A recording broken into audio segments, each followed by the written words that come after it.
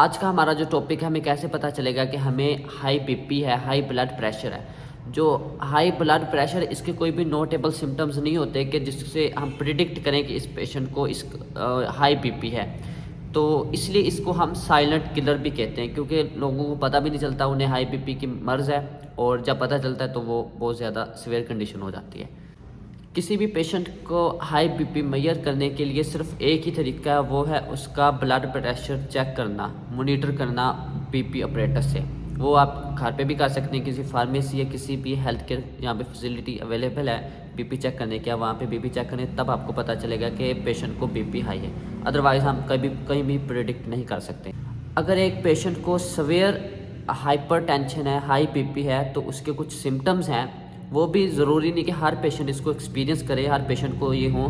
तो चंद एक सिम्टम्स हैं, उसमें फर्स्ट वन आ जाता है हेडेक, सर दर्द और डिजीनेस, और हल्के से चक्कर से आने, और गुनूदगी तारी होना, और ब्लर्ड विजन के आपकी जो नज़र है वो ब्लर होना स्टार्ट हो जाती है, और फटीग और सुस्तीपन और शॉर्टनेस ऑफ ब्रेथ, आपको सांस लेने में दुश्वारी पेश आती है, और चेस्ट पेन, चेस्ट में पेन होता है आपकी लेफ़्ट साइड, और ये ऐसा सवेयर पेन होता है, ये आपको रेडिएट करते फैलता जाता है आपके पूरे बाजू में, और यहाँ तक कि आपके जबड़े तक भी पहुँच जाता है। ये चेस्ट पेन जो दिल के रिलेटेड, हार्ट के रिलेटेड अगर चेस्ट पेन हो तो ये उसके रिलेटेड है। समटाइम्स यहाँ पे पेशेंट को स्टमक पेन भी हो रहा होता है, जो बिल्कुल हमें लगता है कि चेस्ट पेन है, लेकिन वो डिफरेंस उसका ये होता है कि वो अपने बाजू की तरफ फैल के नहीं जाता जो स्टमक पेन है, और वो जबड़े की तरफ ऊपर भी नहीं जाता।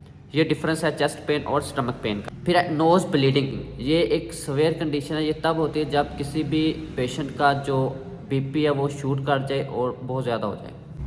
अब है कि हमारे पास एक पेशेंट है और हमारे पास एक ऑपरेटस है बीपी, और हमने उसका बीपी मेजर किया है, और हम उससे रीडिंग से अंदाज़ा कैसे लगा सकते हैं कि उस पेशेंट को आप बीपी हाई या हाइपरटेंशन डिजीज़ है या नहीं है। फर्स्ट वन, अगर हम किसी भी रेगुलर, किसी भी नॉर्मल पर्सन का बीपी चेक करें तो उसके हमारे पास दो रीडिंग्स आती हैं। 120/80 जो नॉर्मल है, 120 होती है सिस्टोलिक रीडिंग। जब हमारा हार्ट है जो दिल पंप करता है, तो उसमें जो ब्लड निकल के हमारी पूरी बॉडी में फैलता है, उसको हम कहते हैं सिस्टोलिक प्रेशर बनता है। तो उस प्रेशर से जो रीडिंग आती है वो होती है सिस्टोलिक रीडिंग, जो है 120। 120 से नीचे आए आपकी तो आप नॉर्मल है। और फिर नीचे है 120/80। 80 जो है वो है डायस्टोलिक, जब आपके हार्ट के जो मसल्स हैं वो रिलैक्स करते हैं, और आपके हार्ट में, दिल में जो ब्लड है वो आके फिल होता है। अगर 80 और 120 से नीचे आपका बीपी है, इतना नीचे भी नहीं, इसके लगभग, तो वो आपका नॉर्मल है। अगर बहुत ज़्यादा नीचे है तो फिर वो सीवियर कंडीशन हो जाती है, जिसे हम हाइपोटेंशन कहते हैं। हाइपरटेंशन की दो स्टेजेस हैं। स्टेज 1 आपका जो सिस्टोलिक है, जो आपका 120 से बीपी शूट करके 130 140 हो गया।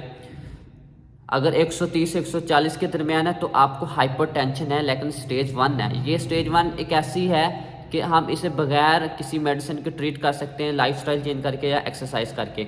और जो डायस्टोलिक आपका जो प्रेशर है बीपी, वो 80 से शूट करके 90 तक पहुंच गया, ये स्टेज 1।